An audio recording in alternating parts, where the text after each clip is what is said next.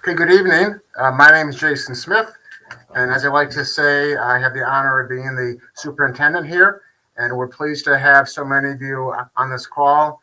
So one, I can talk with you about myself and who I am, and then more importantly, have an opportunity to address your comments that we have received. To date, we received about 42 questions. We're going to answer them as much as possible. They have been grouped into themes. But before I start, I want to have my leadership team introduce themselves, and then I'll talk about me. Then we'll go through the questions. So let's begin with Mr. Corzelius.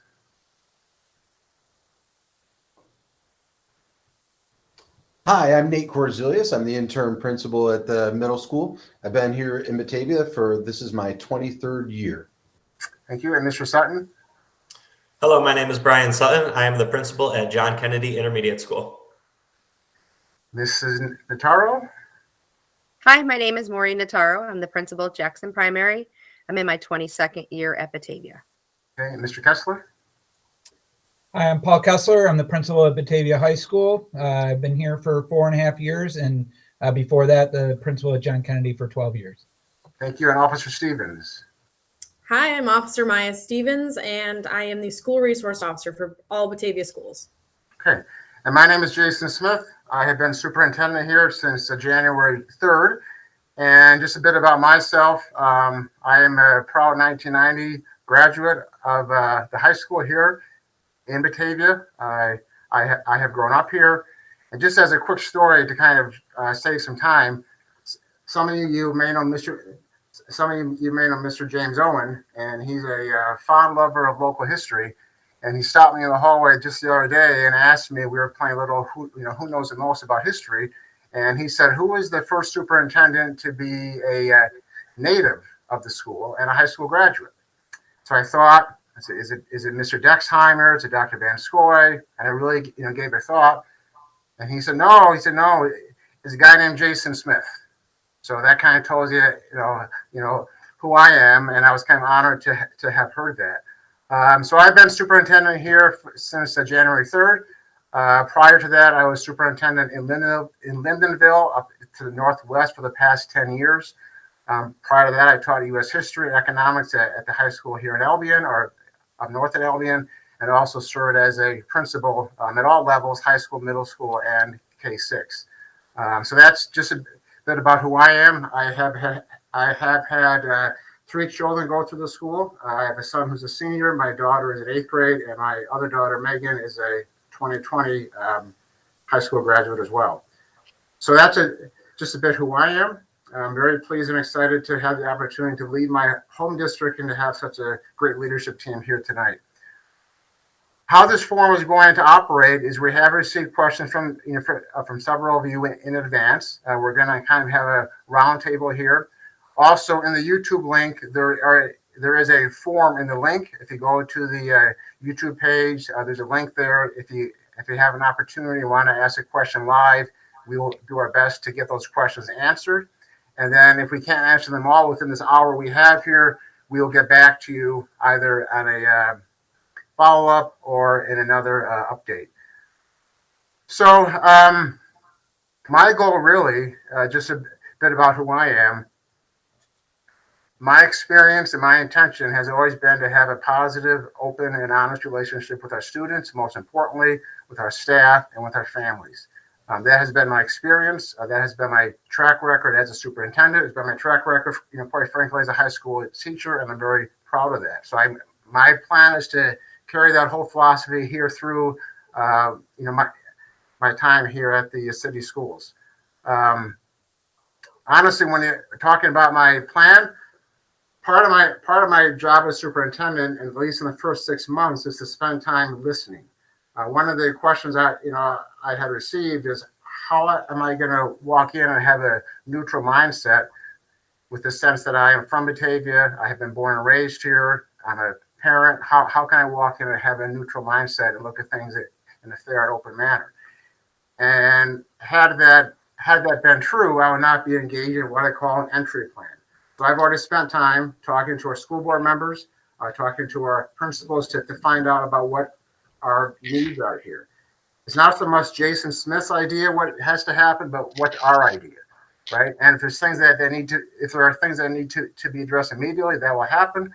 But my plan is to really spend time, at least for the first 4 to 6 months, listening and hearing what the strengths are of our school, what areas we can get better at. And I think this forum here is an opportunity for us to address some of those, comments as well. So the entry plan process to me is very important. I will not take for granted that I know everything, right? I've been at this for a long time, like some of my colleagues have. I know Batavia very well, but there's more I can learn, and that's the purpose of the entry plan. And then I have a question as well as to how I got this job, right? So I did go through a hiring process. At some point, perhaps the Board of Education at a future meeting, if they want to, can comment on that. It's not my place to comment on the process that the board decided to use, but what I will tell you, when boards hire superintendents, there's 2 ways that it happens. Actually, there's like 3 ways. One way is to do a very open process where everybody has an opportunity to meet the finalists. The second way is the school board does the interviews themselves, and possibly like the third way is they appoint somebody from within. The process that happened this time is the board decided to have it's called a private search, and the name of the finalists is not released until the job is offered. That's a process that I went through here. There are pros and cons, obviously, to all those options, and certainly it's for the Board of Education to comment on that if you wanted to learn more about that. But that's a process that I had gone through. So those are the questions I had received regarding my background, my experiences, what may look and sound different here, and just a bit more about my background. So that's me. So thank you for listening to that. Let's jump into the main reason here. And we have received several questions. They've been grouped into themes. So I'm going to start first. One of the 2 or 3 questions we have received spoke to the concept of having extracurricular events and special events. How will those happen? Questions centered around school dances, class trips, high school graduation, the 8th grade dance, fun runs, lots of things that we want to have. That's what makes a school, right? It's those fun things that makes school so fun for our students. So I'm going to ask Mr. Corzelius, if you would please, just a comment on perhaps the 8th grade dance, and then I'll give each principal a chance to kind of talk about their plans for extracurricular events. And Mr. Corzelius? Hi, yes. We've been working hard with the parent group and the students to gauge interest on what events that we definitely want to see come back this year. 8th grade dance is definitely one of them. We're going to work on having something outside as we get closer to May, but also for all the students in the middle school, we're looking to have a 5th, 6th grade fun night for those students, and a 7th and 8th grade dance, as well as the traditional 8th grade dance, which occurs every year. Thank you. How about Mr. Sutton? Comments at JK?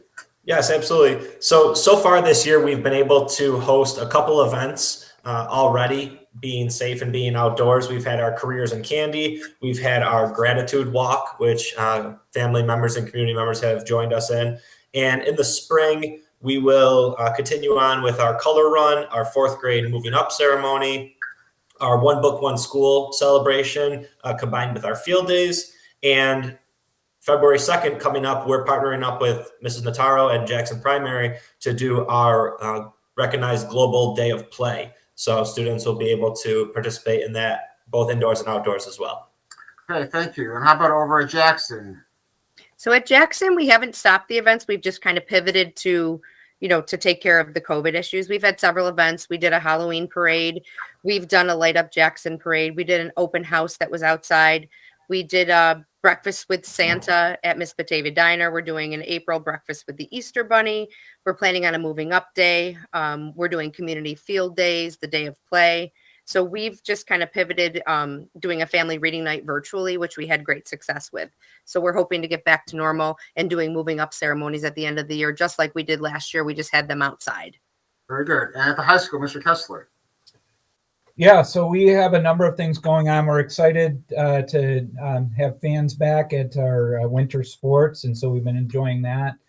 We recently, just right before the holiday break, completed our school play, Sherlock Holmes, and that was really, really successful. We're moving forward with plans for our musical, which is Mamma Mia, and so We're working on a date for that, coinciding with when our auditorium is ready that way. We have plans for an outdoor prom this year, and similar to the middle school, looking at the possibility of doing a spring type of dance outside. And so we're just excited that we're able to offer a lot of the things that the students enjoy. Thank you. And I'm also excited as well and look forward to being at those events and seeing our students and families. You know, it's very important that we give students and families the opportunity to bring these things back, you know, that we lost. So we have a strong commitment here to keep things moving in the right direction.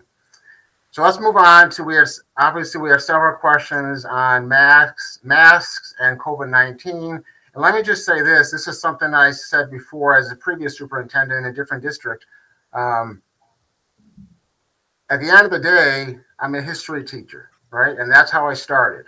I started my job as a history teacher. I did not go to college to be a doctor. I did not go to college to be a scientist, right? That does not mean that I shed responsibilities now as your superintendent, but all of us here, you know, we are all teachers, principals, and educators.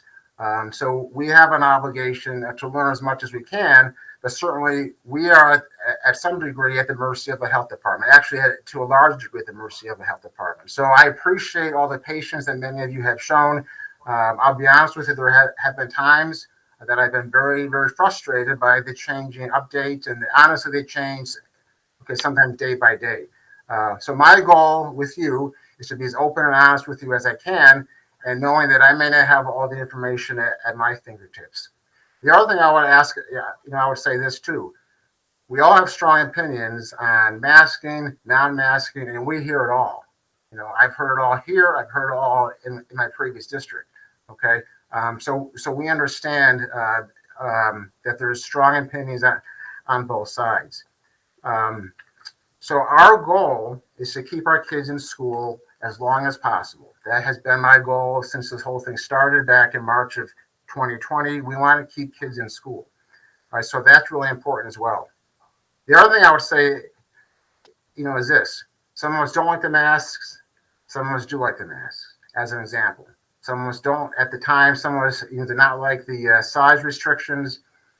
And one of the questions we had received is, what are we doing to advocate? And we are, right? Last spring, our school board had contacted our local lawmakers, and we have advocated for more local change.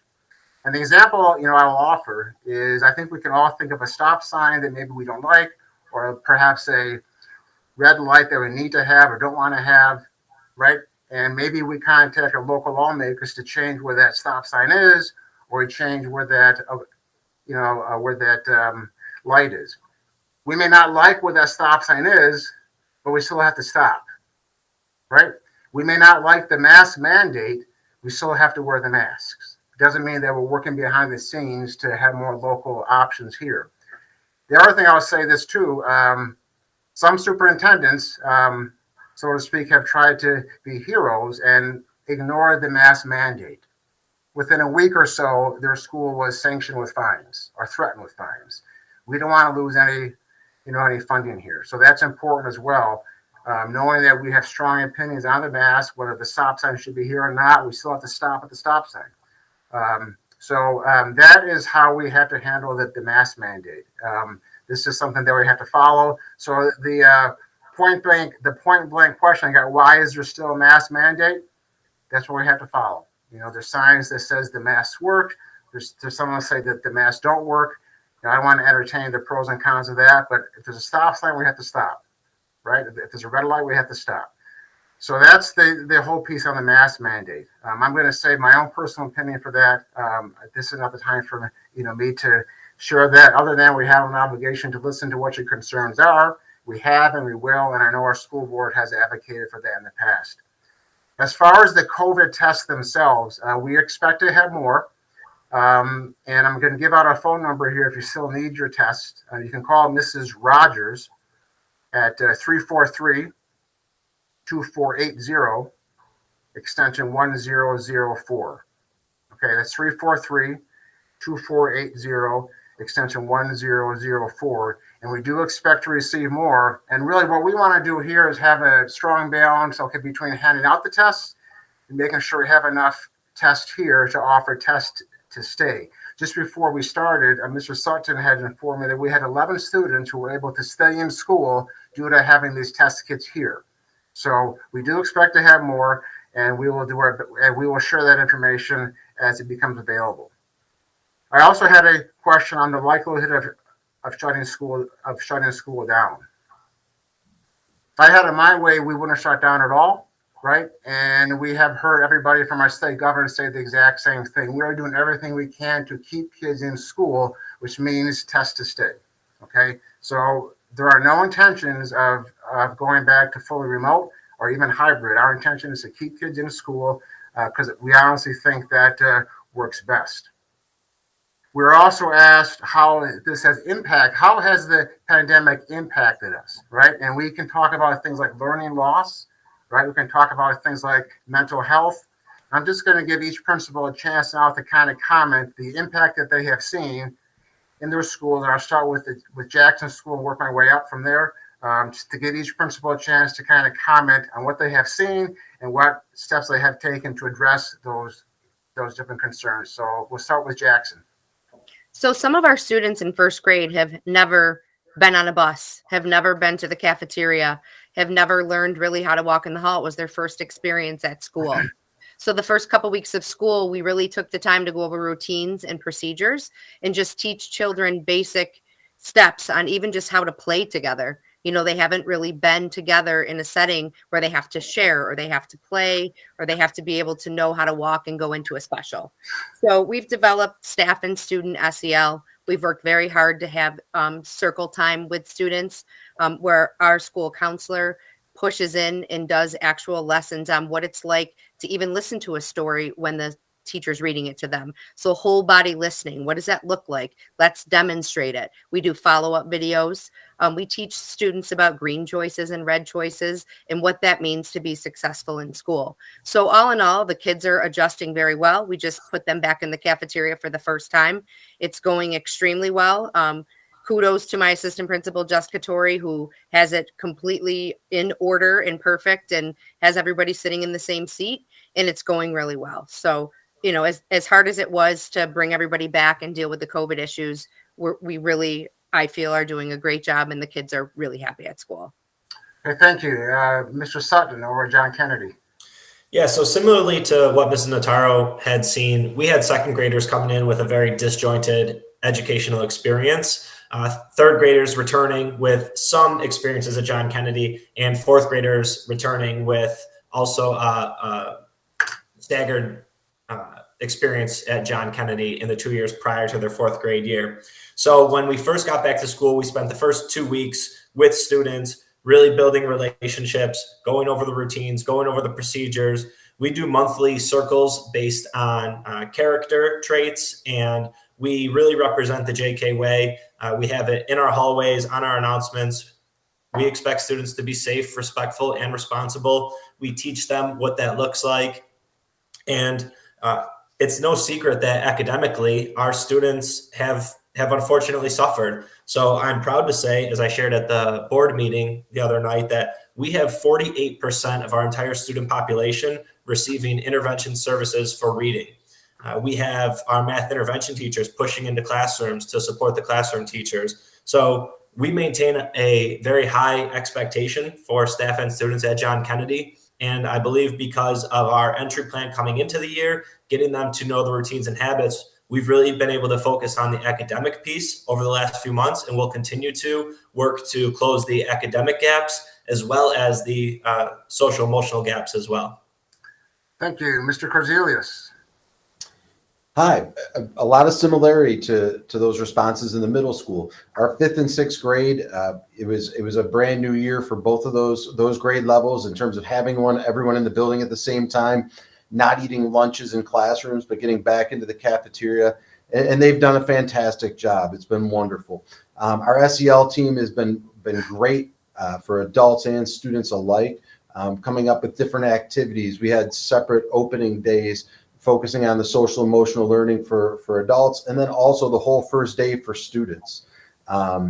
And it's like Mr. Sutton said, we're getting into the academic piece now, where we're fortunate to have the quantity of reading teachers and AIS and intervention specialists in our building, where we're trying to customize every week services for students that we identify that are in need. And I'm just really proud of the progress everyone's made. We're encouraging everyone to become active again, as we're allowed to have more activities, because I think that's a recipe for success. The more active you are in your school, the more success you're going to see inside and outside the classroom. Thank you. And Mr. Kessler? Yeah, a lot of similarities to the other buildings. At the high school, we're putting a lot of focus in on students understanding their own mental health. A lot of the media has been sharing that the mental health needs in America and in our schools are really higher than ever. And there's definitely been an effect of the pandemic on that. And so we're working on around, every student and every staff member, frankly, understanding that taking care of our own mental health is an important part of our just well-being, and that it has an effect in our everyday life. And so we've introduced ideas like Mental Health Mondays, where we take 10 minutes during the course of the day to focus in on that, as well as hearing from students on some things that they need. And, so they've been giving us feedback on some things about our school culture that we can take a look at so that we can make sure that the school experience is supportive for everyone. Okay. Thank you. I just want to go back to a couple of pieces that I meant to mention before with respect to the changes in the COVID updates. So every 2 weeks, you will receive an email from me with multiple updates, not just about the health concerns, but in my email I'm going to send tomorrow, there will be information in there on what the latest changes are, amongst other things. So as superintendent, what I will do every 2 weeks, and I did this before in my past district, every 2 weeks you will get an update from me. You will receive a text message with a link. Click to the update. You will receive an email, and the update will also be posted on my Facebook because it'll go to the whole school community. But real quick, a couple quick changes, and these are going to be mentioned in my letter tomorrow. First of all, booster shots are no longer being counted toward being fully vaccinated for the purposes, here in school. So if we have had students who are eligible receive their 2 full doses, they will not have to quarantine if exposed to a person that has been affected. And again, we will have more COVID test kits out, and we will do our best to get those passed out. Again, we do have an obligation as well to make sure we have enough here. So as Mr. Sutton said, and Mrs. Nataro has also said before at Jackson, we want to do our best to keep kids in school. So we have to have a balance of getting those test kits out and keeping them here in school. Mrs. Nataro, can you comment real quick on how Test to Stay has worked at your school? And you have just like a quick story for us. I know Mr. Sure. Sutton, had 11 students stay. Is there something real quick you can say on that? Sure. Yeah, we've tested several students this week. Our nurses are working really, really hard. And we always offer the parent to come in with the little ones. They normally want their parent there. There have been parents that came and helped, the nurse test. But for the most part, it's allowed kids to stay in school. And there's been no gap in that instruction, which is really important. Because before with the quarantine, kids have missed so much instructional time that we're spending a lot of time trying to catch them up. So Test to Stay, in my opinion, has been going very well. And also to be very clear, no student will be tested without getting parent permission first. Okay, that everybody's nodding their head. So that has been our practice. We will not test without calling parents and getting permission first. So that's what I want to say on the topic of COVID and masking. Again, if you have other concerns at the end of this session, I'll give you my email address. Happy to address any questions via email. We did have one question, particular to John Kennedy. Mr. Sutton has been asked, how long do our students eat? How long do they have to have lunch? And how much time do they actually eat? So, Mr. Kennedy, do you want to address the topic of lunch breaks at JK? Yeah, so students get 30 minutes for lunch. Our second graders go to the cafeteria from 11 to 11:30. Third graders 11:30 to 12, and fourth graders 12 to 12:30. And the way that we have lunch designed, that the classroom teachers bring the students down arriving at that time, and then they pick them up at the end time. So students are getting a full 30 minutes to both get their lunch and eat their lunch. And then if they go get a snack afterwards, enjoy that ice cream treat as well. Okay, good. Thank you for that. I want to move into the next category of questions, was centered around a culture of respect and being kind to each other, and what we're doing to address the topic of bullying in our schools. The way I like to talk about this topic is, what can we do as a school, okay, to encourage our students to treat each other with kindness and respect. That's where it starts and that's where it stops, in my opinion. All schools have this issue with students not being kind.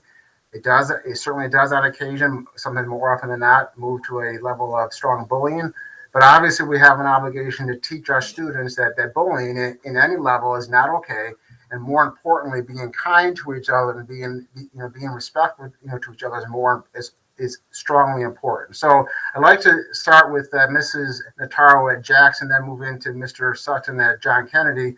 What are some steps and pieces you have taken into place to teach students the importance of being kind to each other, being thoughtful, being respectful, and addressing the topic of bullying? Mrs. Nataro?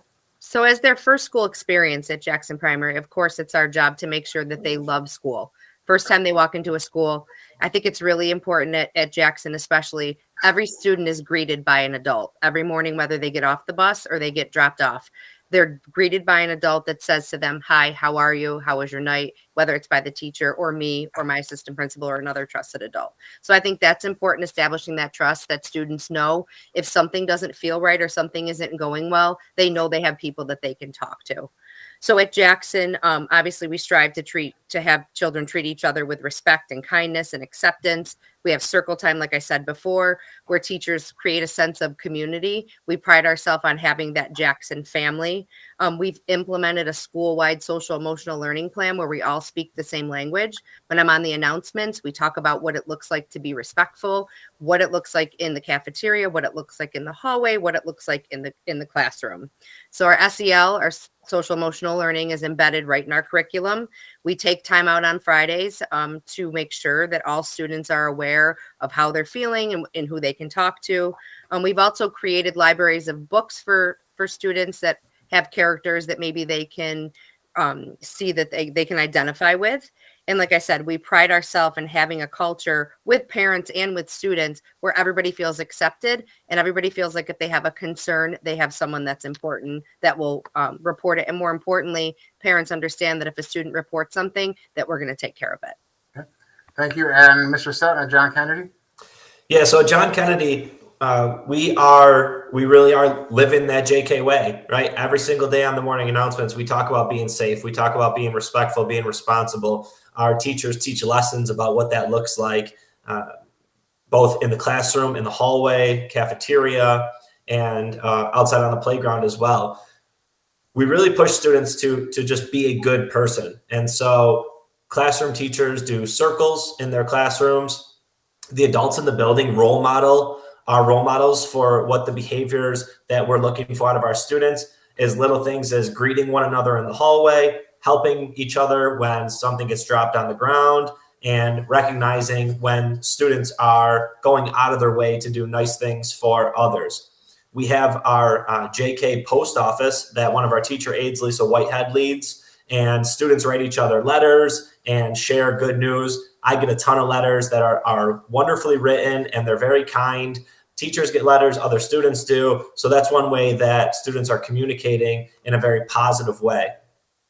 Our two counselors, Miss Nanny and Mr. Knapp, are really second to none when it comes to working with students and teaching them how to be both good academic students and good role models themselves. They push in and do classroom lessons on bullying, anti-bullying, who to report to, how to report it, really give students a voice and know that they have a safe place to get to in case they are experiencing anything in their classrooms, hallways, restrooms, or wherever it may take place. Part of our writing curriculum also focuses on being nice to your classmates, what it looks like when you are being positive, and then also experiences what students may have had that may have been negative, which are then talked about in circles after the writing components are done. And so it's a major focus of ours that students know, just like Ms. Notaro said, they have trusted adults that they can turn to, they can share with. And when parents call with concerns as well to myself or Ms. McCarthy, that we address those things immediately. And we really have no tolerance for the bullying behaviors. But it's most important that we are teaching students the appropriate ways to behave and those positive behaviors that we want to see exhibited. Right. So I just would add one thing just to kind of reinforce what Mr. Sutton has said. If you have concerns, we want to hear from you. And you can send us an email. And Mr. Sutton said, give them a call. I want to move over to the middle school. I sat in last night on the middle school parent group. This has been a topic of discussion at their meetings. So I'm going to give Mr. Corzias a chance to comment on that as well. And this, Mr. Corzias, this next question brings me back to my days of a middle school assistant principal, where I was for 3 years in Albion. And we obviously, this is not a new phenomenon, but we have middle school students who change classes 4, 5, 6, 7 times a day. And the question I received, that we received, are we aware that there seems to be an issue with students changing during the hallways, running full steam into a head, running full steam into other kids, name calling. So the specific question, what's being done to address those behaviors? If you could talk about that, Nate, Mr. Corzias, and then talk about your parent group as well. Sure, absolutely. So like Mr. Smith said, it's not new to the middle school in certain capacities, but also like we mentioned at the beginning, it's a new year coming back from COVID. So there's a lot of behaviors we have to learn in terms of appropriateness in certain settings and what can go on, in the hallways. So what we do to kick off the year is we have class meetings. And in those class meetings, we customize it by grade level, what our expectations are in the hallways, what things can look like, what they can't look like. And then we have different levels of support for them, starting, with your 5th graders. They're actually physically escorted to their classes for the first 10 weeks or so until, we see the proper behaviors and proper way of working things in the hallway. And, we scale back a little bit on that as we see the appropriate behaviors we're looking for. But then we also have some booster meetings when they're needed and talk with the students about some behaviors that we see popping back up and just ways we can fix those things. As far as other behaviors in the hallway, we have a new SEL initiative in the past month. What does SEL stand for? Sorry. Social emotional learning. So what we're doing right now is we have a class dojo set up for all of our students where teachers can talk to students and give them points when they see them doing the right thing in the hallway, helping friends, being good to each other, just going out of their way to do the right things. And we've been tracking it. And it's also been wonderful to see, students building relationships with other teachers that they may not have necessarily for their classroom teacher, and just building a sense of community in the hallways. And as far as bullying goes, and Mr. Sutton said as well, we have fantastic counselors in our building and assistant principals. So by all means, if you feel like there's something that's occurred that we don't know about, please make sure you tell us via email or phone call.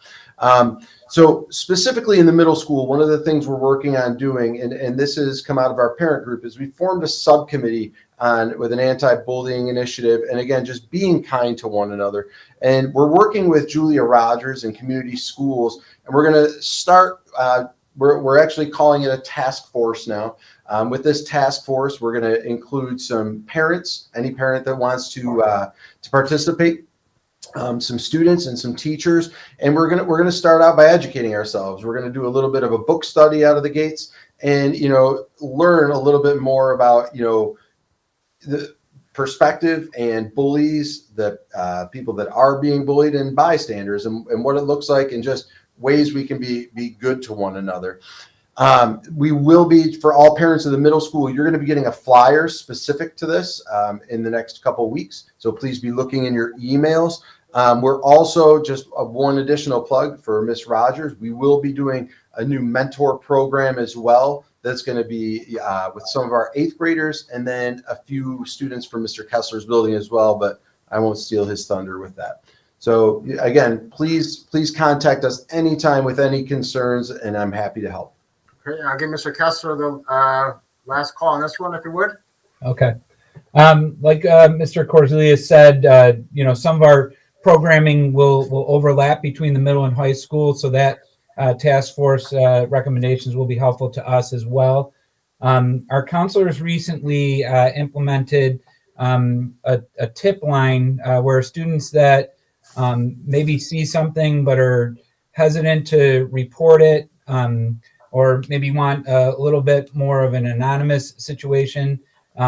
There's a barcode that they can scan that are by the bathrooms and all throughout the building that will take them to a form so that they can report something that they see. That form goes to our counselors, so our counselors know to follow up with that student to hear what the concern is. And so that was actually a somewhat of a suggestion that came from some of our students that we've been able to implement here in January. And then a lot of work with our older students in terms of sometimes conflict occurs, and that conflict can or cannot, depending on the situation, turn into a bullying situation. But when conflict occurs, learning how to have a restorative conversation. And so our counselors and our teachers work hard to repair the relationship so that that conflict doesn't continue to occur. And the one thing that I would say to parents really of all ages is the use of social media can be a really positive thing for students, but it can also provide a lot of challenges. There's anonymity sometimes to posts. There's people that jump on that are liking posts that are negative about other students. And so I would encourage parents to have conversations with their children, right elementary, right through high school, about the proper use of social media, Snapchat, Instagram, and for parents to stay engaged that way. Because it can be challenging when some of these things hit a social media format, and then we try to unpack it there. So we are at the same time trying to educate students on the right way to use social media to communicate. Okay, and the other thing I'll add on this as well, I know our school board has made this a priority with me. We have talked about it at length in the fall when I was going through the interview process. So there is a strong support to have these pieces in place moving forward. She has been very patient. Officer Stevens is here as well. So I'm just going to have her introduce herself and what her role is, and then I have a specific question for her. So Officer Stevens, just tell us about what an SRO is, what it stands for, who you are, and then I'll get into my question for you. Yes, absolutely. So the school resource officer position, it's pretty new to this district. There were two previously before me. One, we lost to a promotion, so congratulations, Sergeant Lawrence. And the other one retired, so congratulations, Officer Davis. So I took over in March of 2020. My responsibility is to be the liaison between the police department and the schools. I think one of the biggest things that we're finding is that there's there's almost enough calls in the school for them to be dealt with by a specific person, by multiple people, really, in regards to the whole city. So a lot of calls are closely related, and it's very helpful to have somebody on scene. I know for myself, it's very helpful for me to get to know the kids individually, and working with these school administrators, which also helps us outside of school too. So if people are having problems outside of school, a lot of times those issues come inside of school. And I think the other administrators can attest to this, that we deal with a lot of issues that start outside of school that a lot of times they don't have other information on, that working with the police department, we can provide that information and kind of help calm that situation sooner. Okay, thank you for that. So the question we have next for you, Officer Stevens, is: are there protocols in place for any threats against students or staff? And how do we ensure safety district-wide? What is your role in that? And both from an SRO perspective and from a police officer perspective. Yeah, so absolutely. Whenever we have these situations, usually like a certain issue, whether it's a threat against a student or the school or over social media. The administrators are very good. They let me know right away. They keep me in the loop. And together we kind of do a dual investigation on whether or not, like, we're discussing the validity of this threat. We're doing an investigation into who it was, getting parents of those students involved if it does involve students. And if it's an immediate threat, we are doing everything we can in that moment, like whether or not, administrators are discussing whether or not we need to go into a lockdown, shelter in place, like just as examples. If they are not immediate in that moment, parents are contacted, kind of discussing like how kids are at home, or, if it's a specific threat involving a weapon, we talk to parents, confirm with them they don't have access to weapons, kind of doing everything we can to make sure that we are taking every precaution that we can. And then, obviously dealing with the immediate threats of students. If it is an immediate threat at that point, it might involve further police investigation.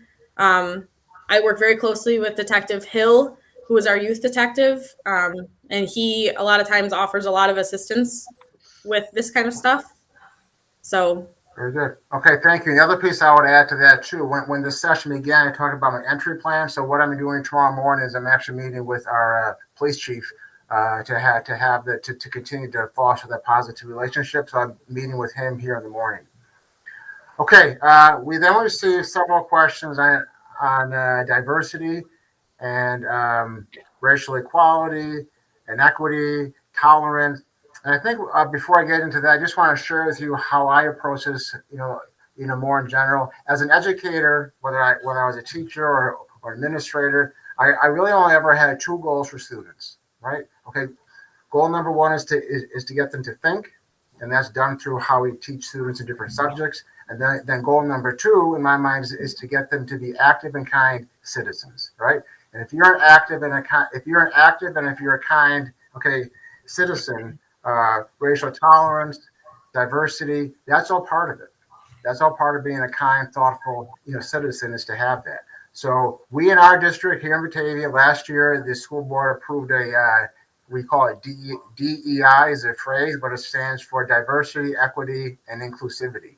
Our school has made a strong commitment to that. That too came up in the hiring process as well. So we received several questions on how we can help our kids to grow to be tolerant and strong future leaders, and also kind. We all want that for our kids. We all want that for ourselves, right? So the day before, I think it was on Monday, we all, as administrators, participated in a session held by the superintendent of the Ithaca City School District, where that district has made a strong commitment to these pieces as well. So we are engaging in thoughtful processes here in our district to make sure that we have the training, to make sure that we have the strong capacity to share with our students and our staff the concept of having respect for all. It really ties into this concept of anti-bullying, right? If you're a kind, thoughtful citizen, these things aren't going to happen. Now, I know I'm speaking in the ideal world, but if you're a kind, thoughtful citizen, we're going to be optimistic, we're going to be compassionate, and we're going to be kind. We all want that. Doesn't matter what culture you're from, what side of the city you grew up on. We all want that. So if I could just ask our administrators, I'm not sure who would want to start first. If you want to comment on that, anyone want to start? Mr. Sutton? Yeah, I'll just add that I really second that notion, Mr. Smith, that we're trying to teach children to just be good people. And so that is accepting others for their differences. That is engaging and learning about others' differences. We have a wonderful ENL teacher at our building, Ms. Cox, who works with our ENL population, but also the classroom teachers that she works with to really show other students different ways of celebrations. On her door, she has welcome in a bunch of different languages, and really takes advantages of opportunities for students of a variety of backgrounds to be able to bring their prior knowledge and their home knowledge into the classroom. And Mrs. LaGreca, our librarian, has done a wonderful job of adding more library books to our library for students to check out that are more representative of our student population. And so hoping to help all of our students find the right book that's going to hook them into wanting to read and becoming better readers. And else want to add anything? If you want to pass, that's fine, because we're about 45 minutes into it. Mr. Notaro? Yep, I can go next. So I try to think systemically because of my experience at the middle school. So Mr. Sutton and I have really teamed up to make sure the experience at Jackson isn't that much different. And, Brian talks to Mr. Corzelius and Nate talks to Paul because, we're all firm believers that they're all our students. So they start at Jackson, but they eventually get to Brian and Nate and then to Paul. So I try to think about it in providing equitable access to education and understand that all students don't learn the same. So what does that look like? We started an extended day program for students that just may need a little bit of extra help. We have an innovators program for students that have an affinity and special area. So it's really just looking at the whole child and thinking systemically and understanding that you're right, Mr. Smith. We want everyone to be kind and nice and understand diversity. We do something called Christmas Around the World, where students travel to different countries and just experience different cultures and taste the food and learn what different kids do in different countries. So I just think that we're all working really hard together to make this kind of one big Batavia City School District experience for children is what I would say, because we all are in such close conversations that I feel like we're definitely headed in the right direction. Mr. Kelch, you want to take maybe like 30 seconds, and then I'll give Mr. Corzelius 30 more seconds?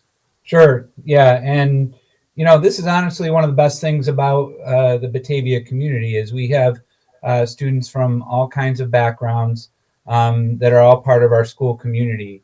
And I think a lot of it is learning that we can all come together and, but at the same time, learn and honor the cultures of somebody that might have a little bit different of a background that I do. And, so we spend time each month honoring a different background and different culture. And, I get feedback from some students on ways that we can do that. And we want to continue to encourage their involvement and feedback on that. And it's an area that we can continue to grow in, and we should, but just going back to what you said, Mr. Smith, it's about being kind and respectful toward any individual that we interact with. Good. Thank you. Mr. Corzelius, any final thoughts on that? I really agree with what everyone's saying as far as kindness and acceptance. It's something we work on and teach every day. It is one of the beautiful parts about the Batavia community is we are diverse, we're eclectic, and I like it. It really, I think it makes us stronger as a result. We're working every day to try to get the voice of the students, trying to survey, find their likes, find their dislikes, and try to gain acceptance of each other and where we come from. Okay, good. Thank you. I want to just pivot back to one of the questions that came in the chat room, and I'm going to paraphrase, but the question essentially is, can we or should we restrict YouTube access to our students here in school via the technology they have?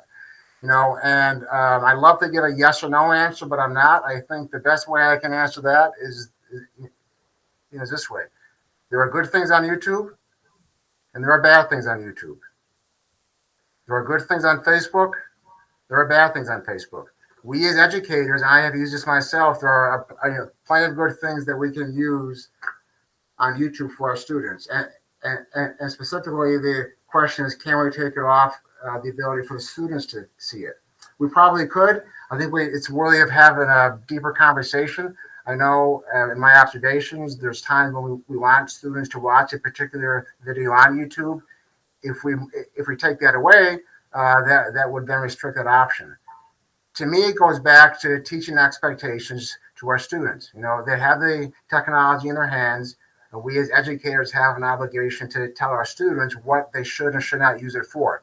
Honestly, it's no different than driving a car. Okay, driving a car is a great tool. We also know if you abuse driving a car, bad things can happen. Doesn't mean we should stop letting kids drive a car. Doesn't mean we should stop driving a car. We have to treat the car with respect. So it's worthy of a conversation for sure. There are pros and cons to that. I'd be hesitant to totally take it off, but if that's a concern, I would say we as principals, as superintendents, as educators have an obligation to make sure our students understand what they should be okay, using YouTube for, not using it for. And I'm not sure who asked that question, but if you want to send me an email or give me a call, I'd be happy to talk with you further on that. Does anybody want to comment on that? Feel free to pass if you want, but that's kind of my off the top thinking on that. Okay. All right, then let's move on to remote learning. We received several questions on this. First of all, I want to say that our students here at Batavia have the opportunity to opt for remote learning in the fall. And they had to sign up, and we have offered that. When the pandemic first started, there was a huge push to change how we do schools, and there has been some of these new normals here. And the story I like to tell, and I'm not embarrassed to share the story. Up until March of 2020, I didn't even know that my home computer had a camera on it because I never used it. I went to meetings all the time face to face. And then I had to have a Zoom meeting, and I realized that my nice computer at home had a camera on it. I had to have my son show me how to use it, but I learned how to use it. So I think some of these pieces that we have here now, will stay with us for a long time, which is a positive thing. By and large, we've seen pros and cons with remote learning. It does work for some students. Certainly, we see it more in the post-high school world. But we will look at this on a year-to-year option. But honestly, the studies have shown that in-person learning, especially for the pre-K to 12 world, is the best way. Right? It's all I've known as an educator. It's all my colleagues have known, except for the past couple of years. We need students in school. Doesn't mean that a remote option won't work for some kids. Doesn't mean that we're not open to it. But as I said, we had this. The families had the opportunity in the fall to sign up for remote learning. We have not made a decision on this for next year, but certainly we recognize there is some value in that. But families did have the opportunity to make that choice. Anything the principals want to add to that? Okay. So I just want to mention again before I give the principal a chance to kind of wrap things up. You can expect to receive sometime tomorrow a letter from me. I have it right here, a 2-page letter or so that addresses things like the changes in the COVID updates, and then some more general information. Okay, snow day. Of course, we have to talk about how snow days are done. Talk about my entry plan, some things that are upcoming. So you can expect those as parents and also as staff every 2 weeks on a Friday. That's been my practice as a superintendent, and I intend to continue that here. It's going to be very general in nature. I know our principals do the same thing. And speaking of principals, Mr. Sutton has just gotten a shout out that I'll share. A nice parent comment has just came in. Just want to say Mr. Sutton is a wonderful principal. He was a great help with my son during his time at BMS. Thank you again, Mr. Sutton. So there you go. I'm not going to say who it's from, but you can see who it's from, and I'm sure that's a positive story. So speaking of stories, I'd like to end by giving each of our principals and Officer Stevens an opportunity to share a story of something that has happened this year that they are especially proud of. So I'll begin with Mr. Kessler and work my way down, and we'll end with Officer Stevens. So Mr. Kessler, do you want to start? Yeah, so probably my favorite piece of feedback is from the voice of the students. And so I started a couple years ago doing interviews with 2 seniors at a time. And one of the questions that I asked them is what was their favorite part of the high school experience? And time again, a lot of the students talk about our pep rallies and our Blue Zoo. And so I was just excited to see at our football games this fall to really have some huge Blue Zoos. It's our students wanting to be together, and be part of that. We, see students in the zoo with all kinds of interests coming together. So, I just really enjoy that part of the student experience. Okay, thank you. Mr. Corzelius?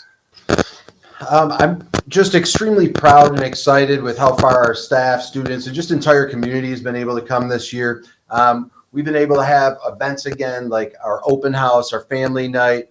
We've had in-person concerts all on campus. And I would say what I enjoyed the most about it was you could see how much parents with each other, parents with teachers, students with students, just how much they enjoyed being together again.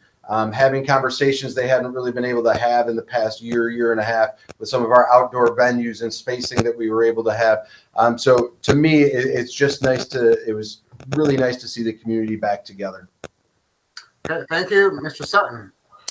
Yeah, one thing at John Kennedy that we've really pushed this year is the idea of perseverance and grit. Over the last couple of years, staff and students alike and families have had to really persevere over challenging times. And one thing that I believe and that have shared with my staff and has trickled down to the students is that when you know your students, you know how far you can push them. And if you push students to just the right amount, students will stay there with their teachers. They'll work hard. And if they trust that teachers know what they're doing, which our teachers do, and students trust that the teachers care about them, which our teachers do, we're going to overcome the barriers of the last couple of years. We're going to continue to become great role models for not only our school, but our school district, and represent our families very well. And I'm just extremely proud that staff and students alike have taken to this mentality of no mountain is too big to climb, and we are going to persevere and we're going to work hard. And fourth graders will be ready for the middle school next year. And I know Mrs. Notaro is going to have first graders ready for John Kennedy next year, and we'll have role models going throughout the building. So I'm just extremely proud of all the hard work and effort of staff and students alike. Okay, thank you. And Mrs. Notaro. So I really reflected on this question because teaching and leading and parenting is very hard right now, no matter what role you play, whether, I'm a parent and a principal. So it's difficult to lead in this, in what's going on with the pandemic, but I'm most proud of how everybody has come together, whether it's parents talking to teachers, teachers talking to me, the counselor, everybody just coming together and creating just a positive environment from, a lot of firsts that the Jackson kids have, like being able to play on the playground and meeting new friends, like that, the bright lights in their eyes when they say to me, I met a new friend, or, we got to go on a field trip to the farm. So for me, it's those firsts for the little ones. And it really just makes Jackson just such a magical place. And it makes me just proud to be from Batavia and be part of the whole Batavia school community. Thank you. Officer Stevens? I have to say that I am most proud of the staff and students. I actually used to be a teacher aide at John Kennedy before I became a police officer, and that's kind of one thing I've always seen, and it's very interesting to see it from another perspective, an outside perspective. And I apologize. I think I said I was here in March of 2020. That's a year change, so I meant March of 2021. And this year, I think, especially just with myself, the change that I've seen in the students and how much they've bounced back, high school students being able to come up and having conversations with me that we've never had before. I mean, everybody, they're growing, they're improving. And I think overall, everybody's done a really good job of bouncing back after all this. Okay. Thank you. So I have a couple final comments, and then we'll wrap up, and we're right on schedule. I just want to thank all of our families that have participated in this event. This seemed to have gone well, and I think we would be open to having more. I want to thank our principals and Officer Stevens for their time. I want to thank our staff. In my entry plan process, I've already had 4 or 5 meetings with different people. I asked, what are you most proud of? By and large, everyone I've spoken to so far, have said the staff, the faculty, staff, administration. That has come through loud and clear in my initial meetings with this process. As far as what I'm proud of, I'm very thankful and very grateful for the warm welcome I have received, whether it's a hug from the 4-year-olds, handshakes from the high school students. It's been a great welcome here for me. It's nice to kind of be home, so to speak, and I am really grateful for that. What I want to end with, just some final thoughts, and it sounds like a sad story, but it has a happy ending. Several years ago, when I was a principal at Elba, there was a beloved teacher there named Mrs. Warner. She taught 2nd grade, and she suddenly passed away about a week or 2 before school started. It was a very hard time for our school. And as we were going through her room, we found this hanging on her desk, and it says a strong collection of important words for educators, and there's 10. I'm just going to read the last 2. And the last two, it says possibly, and there's several of them. This embraces, I think, who I am and who I want us to be. Perhaps, possibly, one of the most important words as an educator, we. Perhaps one of the least important words as an educator, I. All right, so I think that's something I would like to leave you with. The most important word is we. The least important word is I. And with that being said, I want to thank all of you for your time. And this will also be posted on our YouTube site as well. So thank you once again and have a great night.